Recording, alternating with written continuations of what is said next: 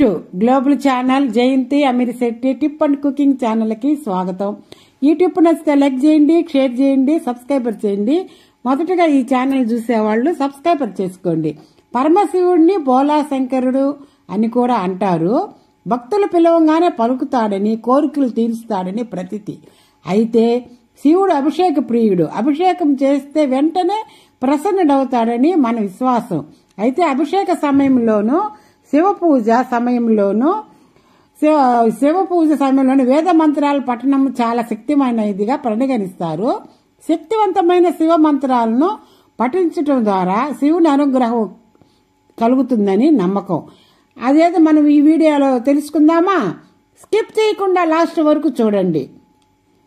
చెంబు నీళ్లు పోస్తే శివుడు సులభంగా సంతోషిస్తాడని చిన్న శివ మంత్రాన్ని పఠించటం వలన జీవితంలో సానుకూలత చేకూరుతుందని చెప్తారు. ఈ చరాచర సృష్టిలో ప్రతి ప్రాణికి పంచభూతాలే జీవనాధారం. అయితే ఆ శివుడు మాత్రం ఆ పంచభూతాల సైతం తానే అంటాడు. పంచభూతాత్మక స్వరూపుడైన పరమశివుడు లింగ స్వరూపుడు. అంతటి శక్తివంతమైన శివుడిని ఆరాధించేందుకు అనేక మంత్రాలు ఉన్నాయి. వాటిలో శక్తివైనవి 5 మంత్రాల గురించి ఇప్పుడు మనం ఈ వీడియోలో తెలుసుకుందామా? ఓం నమ శివాయ, నేను శివుణ్ణి నమస్కరిస్తున్నాను అని అర్థం. ఓం నమ శివాయ అనేది పంచాక్షర మంత్రము. అంటే 5 అక్షరాలు కలిగినది. కేవలం 5 అంటే 5 అక్షరాల మహోత్తర కలయికనే ఈ మంత్రం పఠిస్తే అసాధారణ ఫలితాలను ఇస్తుంది. చరిత్రలో అనేది ఈ పంచాక్షరి మంత్రంతోనే పరమోన్నతమైన స్థాయికి చేరుకుంటారని అతిశక్తియే కాదండి. ఇది మంచి ఓం నమశివాయ మంత్రాన్ని పఠిస్తే చాలు. మరో విశేషం ఏమిటంటే ఈ పంచాక్షరాలు ప్రకృతిలోని పంచభూతాలను సైతం సూచిస్తాయి. ఈ పంచాక్షరిపై పట్టు సాధిస్తే తిరిగిలేని శక్తివంతులు అవుతారని నమ్మకం. పంచభూతాలు నా అంటే భూమి, మా అంటే నీరు, సి అంటే అగ్ని, వా అంటే వాయువు, యా అంటే ఆకాశము. ఓం నమశివాయ అంటే అర్థం ఇదండి. తెలిసిందా? ఇప్పుడు తెలుసుకున్నారు కదా. రెండోది వచ్చి ఓం తయంబహం యజమాహే సుగంధిం పుష్టివర్ధనం ఊర్వారు కమీనా బంధువాన్ మృతోర్య ముక్తియ మాం తాత్. ఇది మహామృత్యుంజయ మంత్రం. దీనిని తయంబక మంత్రం లేదా రుద్ర మంత్రం అని కూడా అంటారు. అందరికి శక్తినిచ్చే ముక్కంటి దేవుడు సుగంధ పరిమళం కలిగి పుష్టిని వృద్ధి చేసే 3 కన్నులు పరమేశ్వర, నిన్ను పూజిస్తున్నాను.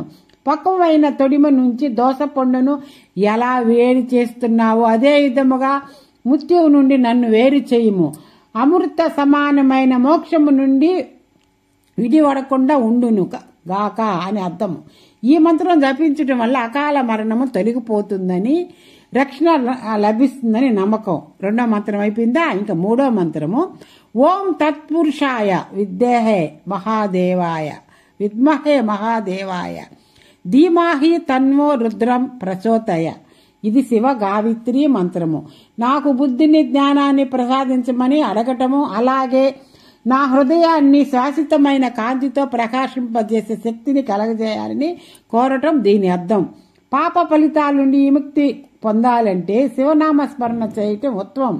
శివ పరమాత్మను మనసారా ధ్యానించి ప్రతిరోజు పూజించే వారికి పుణ్యపరాలు చేకూరుతాయని విశ్వాసం. 4వ మంత్రం కర్పూరగారం కరుణావతారం సంసారసారం భుజేంద్రహారం సదా వసంతం హృదయారవిందే భవం భవాని సహితం నమామి. కర్పూరం వంటి తెల్లగా స్వచ్ఛంగా ఉండేవాడు, కరుణ స్వరూపుడు, పామును మెడలో ఆరముగా ధరించేవాడు, ప్రపంచ ఉనికిని సారాంశాన్ని తెలియజెప్పే మహానుభావుడు, ఎల్లప్పుడూ భక్తుల హృదయంలో కమలంలో నివసించేవాడు, పార్వతితో కలిసి ఉన్న శివుణ్ణి నమస్కరిస్తున్నాను. జయ అని చేతులు, కాళ్ళు, మాటలు, చెవులు, కళ్ళు, పనులు, మనసులు ద్వారా చేసినవన్నీ తప్పులకు క్షమాపణ కోరుతూ ఆ పరమేశ్వరుని ప్రార్థిస్తున్నాను అని